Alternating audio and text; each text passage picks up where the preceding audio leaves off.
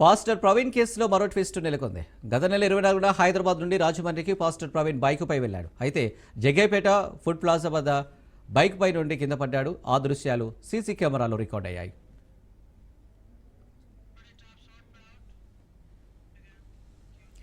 ప్రవీణ్ మృతిపై ఎటకేలకు ఆయన భార్య జెసికా స్పందించారు. ఓ సంచలన వీడియో ఆమె విడుదల చేశారు. దయచేసి మత సామరస్యాన్ని భంగపరచకండన్నారు. ప్రవీణ్ మృతిపై తప్పుడు ప్రచారం చేయొద్దన్నారు.